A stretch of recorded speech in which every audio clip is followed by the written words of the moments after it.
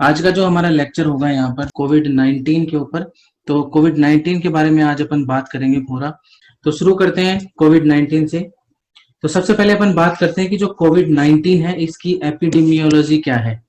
ठीक है, it means इसका जो ओरिजिन है वो कहाँ से हुआ है भाई। ओरिजिन जो है वो एक वुहान सिटी से हुआ है। ठीक है, जो कि चाइना के अंदर प्रेजेंट है। वहां से इसका ओरिजिन देखा गया है यहाँ पे। अगर हम बात करें इसके टाइमलाइन की, ठीक है, यानी कि कुछ डेट्स के बारे में अपन बात करेंगे कि भाई पहला केस कब डिटेक्ट हुआ, वो सब चीजें। तो सबसे पहला जो केस डिटेक्ट हुआ था कोरोना का, वो सबसे पहले हुआ था 1 दिसंबर 2019 को। ये डेट आप ध्यान रखना। ठीक है कि 1 दिसंबर 2019 को जो कोविड 19 है, जो कोरोना है, इस कोरोना का पहला केस जो था वो डिटेक्ट हुआ था। ओके, इसके बाद अगर अपन बात करें नेक्स्ट, तो वो है हमारे पास डेट कौन सी, 31 दिसंबर 2019।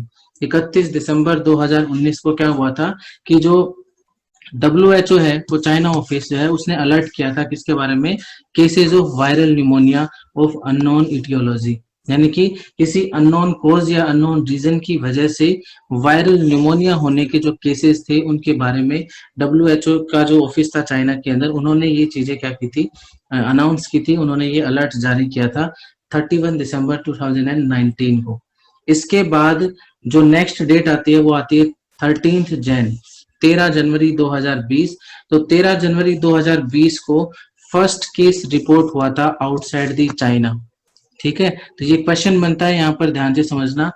क्या 13 जनवरी जो है हमारे पास में यहाँ पर 13 जनवरी, इसको चाइना के बाहर पहला केस रिपोर्ट किया गया था, और वो भी कहाँ पर, थाईलैंड के अंदर। इंपॉर्टेंट है।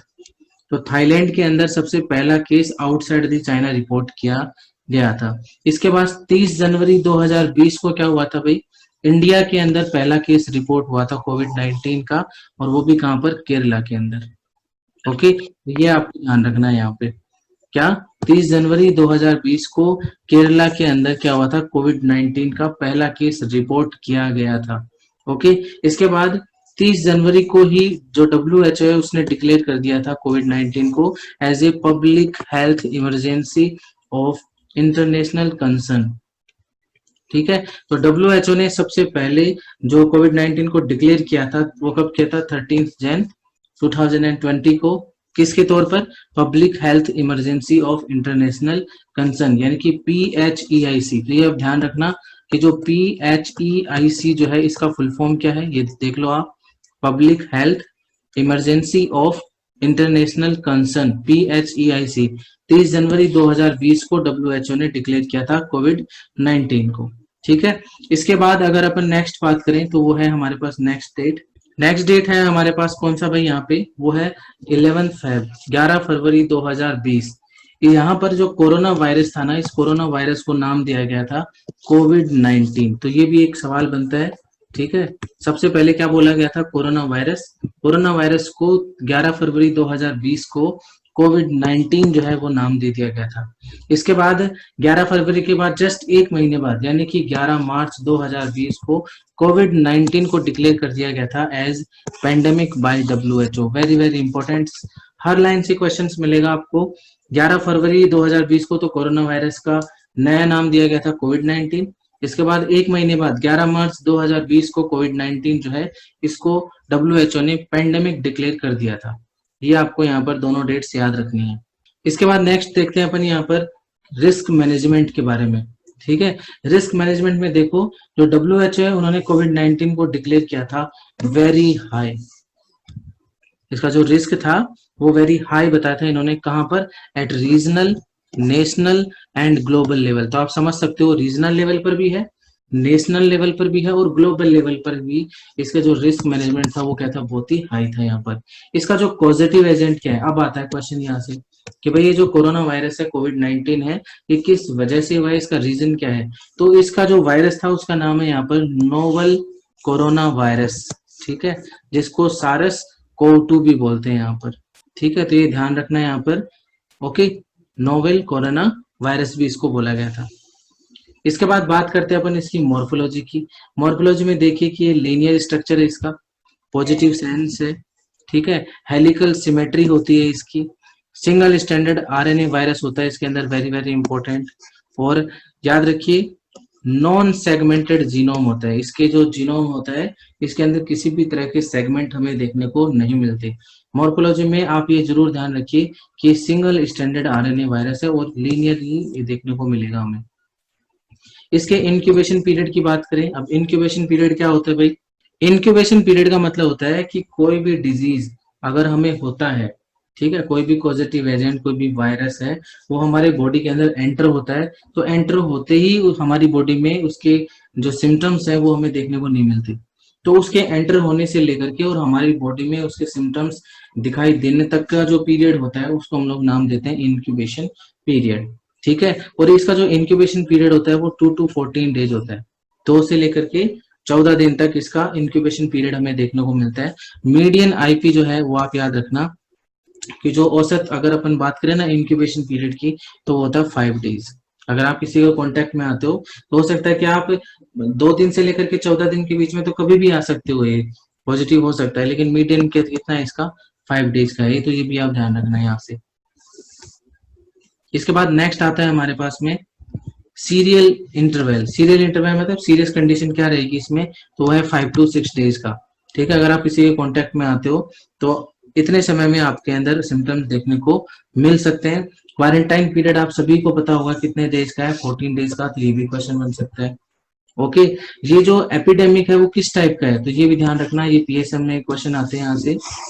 ठीक है, किस टाइप का एपिडेमिक है भैया? ये है प्रोपेगेटेड एपिडेमिक टाइप के क्या है, ये एक एपिडेमिक है, तो ये भी आप ध्यान रखना है यहाँ से।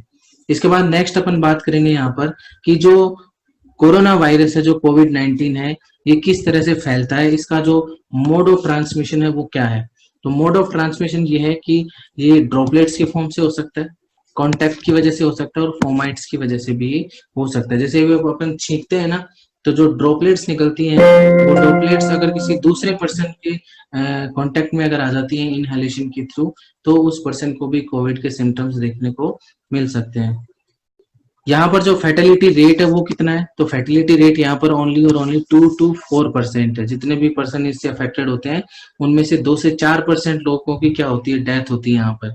ठीक है, ये जो CFR है, केस फैटिलिटी रेट है, ये इंक्रीज होती है विद एज, यानी कि जैसे जैसे एज बढ़ेगी वैसे वैसे जो फर्टिलिटी रेट जो है वो भी क्या हो जाएगा, बढ़ जाएगा।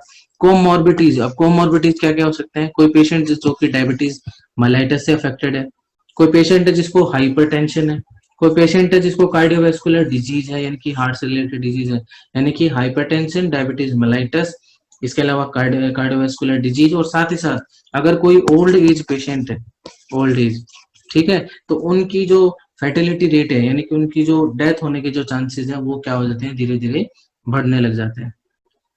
अगर टेस्ट के बिहाफ में अगर अपन बात करें कि भाई अगर हमें टेस्ट करना है कोविड का, तो हम क्या स्पेसिमेन कलेक्ट करेंगे, तो ये इंपॉर्टेंट है यहाँ पर।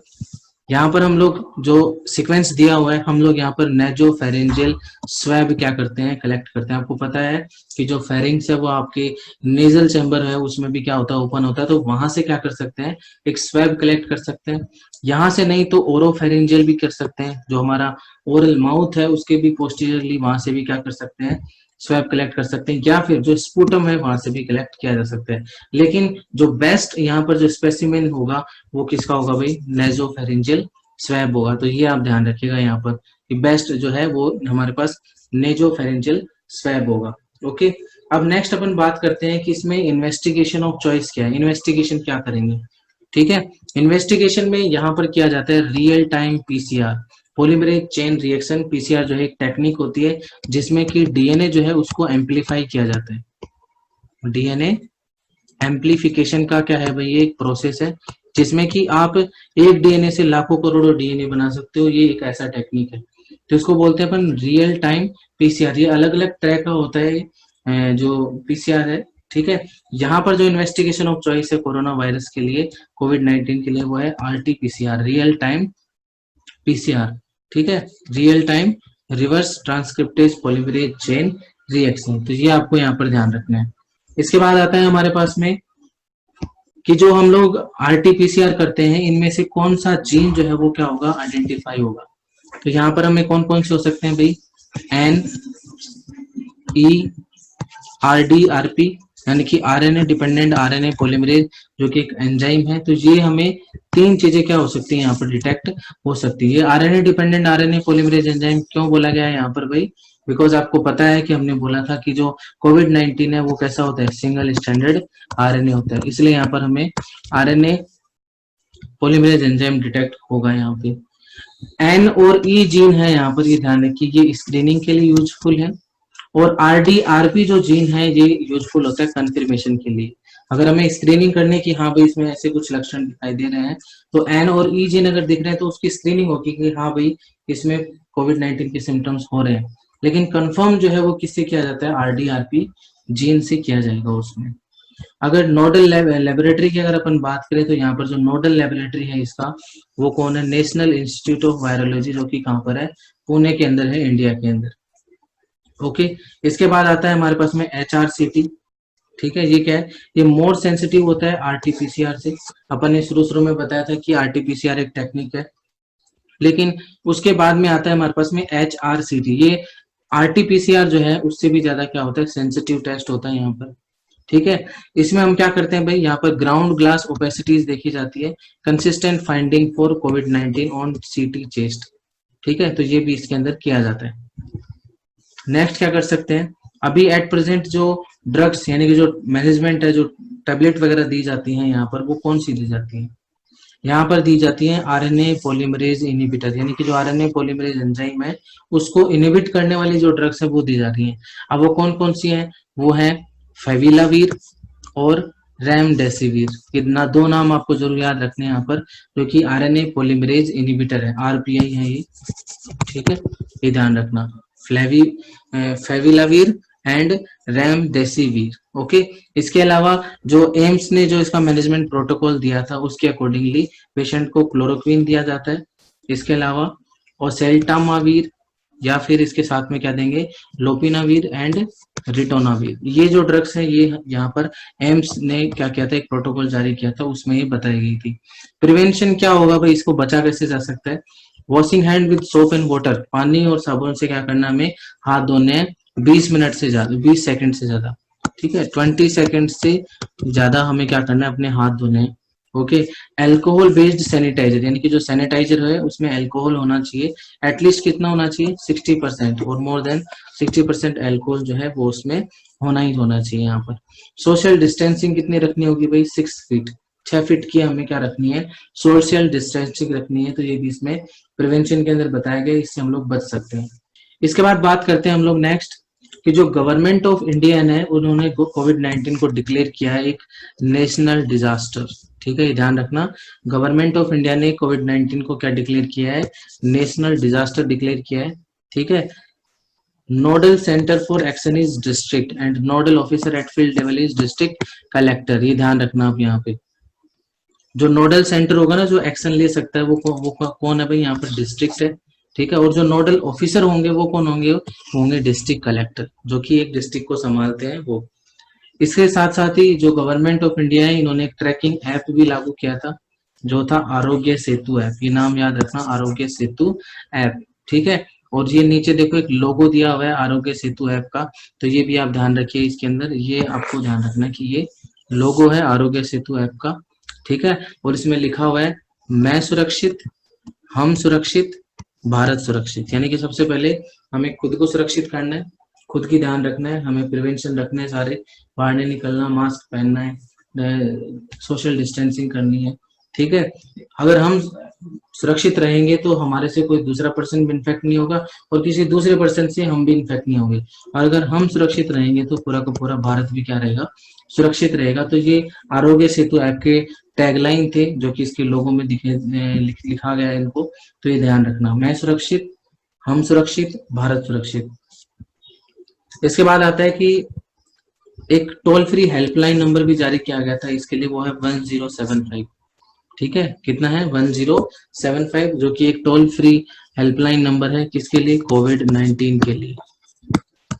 ठीक है, इंडिया में लागू हुआ था। रिसेंट अपडेट क्या क्या है भाई इसके, जो ICMR दिल्ली है एंड NIV पुणे है, इन्होंने एक डेवलप किया है क्या, इंडिजिनस एलाइजा टेस्ट किट्स इन्होंने डेवलप किए थे, जिनको नाम दिया जाता है कवच एलाइजा। ये ध्यान रखना। कवच एलाइजा जिसका यूज किया जाता है कोविड 19 के जो एंटीबॉडी हैं उनको डिटेक्ट करने में, वेरी वेरी इंपॉर्टेंट है, ये ध्यान रखना। तो आईसीएमआर न्यू दिल्ली और एनआईवी पुणे जो है, इन्होंने क्या किया है भाई, यहाँ पर एलाई जो इंडिजिनस एलाइजा जो है इसके लिए टेस्ट किट इन्होंने दिया है जिनका नाम था कवच एलाइजा, जो कि कोविड 19 के एंटीबॉडी डिटेक्ट करते हैं। ध्यान रखना, कई लोग यहाँ पर आंसर देंगे कि कवच एलाइजा जो है वो कोविड 19 को डिटेक्ट करते हैं। ये कोविड 19 को डिटेक्ट नहीं करता, ये कोविड 19 के जो एंटीबॉडी है ना उनको क्या करता है, ये डिटेक्ट करता है। ठीक है। Disinfectant used in public places, जो पब्लिक प्लेस है जहां पर बहुत सारी जनता इकट्ठे होती है, रोज आते जाते हैं, तो वहां पर डिसइंफेक्टेंट का यूज किया जाएगा। In walk through disinfected tunnels is 1% sodium hypochlorite solution. तो डिसइंफेक्टेंट के तौर पर यहाँ पर यूज किया जा रहा है किसका, 1% सोडियम हाइपोक्लोराइड सॉल्यूशन का यहाँ पे। तो ये कुछ रिसेंट अपडेट थे जो कि कोविड 19 से रिलेटेड थे। ठीक है। साथ ही साथ में एक मोस्ट इंपॉर्टेंट चीज और है जो कि हम लोग भूल जाते हैं, क्या है भाई वो, देखो ये पॉइंट नंबर 22 बहुत इंपॉर्टेंट है, ध्यान से समझना है इसको। ये क्या बोल रहा है, ये बताता है बायोमेडिकल वेस्ट डिस्पोजल गाइडलाइन। अगर माइक्रो का आपका अगर एग्जाम वगैरह हुआ तो वहां पर एक क्वेश्चन आता है, क्या, बायोमेडिकल वेस्ट मैनेजमेंट। ठीक है, बायोमेडिकल वेस्ट मैनेजमेंट जो होता है ना, जो डिस्पोजल होता है, उसकी गाइडलाइन क्या बताई है यहाँ पर कोविड 19 के लिए, कि जो N95 मास्क है, हेड कैप है जो सिर को कवर करते हैं, शू का कवर है, इसके अलावा जो डिस्पोजेबल गाउन है, इनको तो डाला जाएगा किसमें, येलो कलर की बैग के अंदर। ओके। जो गॉगल्स है, फेस शील्ड है, नाइट्राइल ग्लव्स हैं, इनको रेड कलर के बैग में डाला जाएगा। ओके। और जो वायरल ट्रांसपोर्ट मीडिया है, प्लास्टिक वाइल्स हैं, प्लास्टिक क्रायो वाइल्स हैं, इसके अलावा वैक्यूटेनर्स हैं, इन सभी को भी रेड कलर के बैग में रखा जाता है। तो ऊपर आपको ध्यान रखना, नॉर्मली अपन क्या यूज करते हैं, मास्क वगैरह यूज करते हैं, ठीक है, शू कवर यूज कर रहे हैं, हेड कैप यूज कर रहे हैं, तो इनको किस में डाला जाएगा, येलो कलर के बैग के अंदर। और बाकी के दोनों जो है वो किस में रखे जा रहे हैं, रेड कलर के बैग के अंदर रखे जा रहे हैं। ठीक है। तो ये यहाँ पर क्या था, कोविड 19 का बायोमेडिकल वेस्ट डिस्पोजेबल की क्या थी, गाइडलाइंस थी, तो ये आपको ध्यान रखनी है।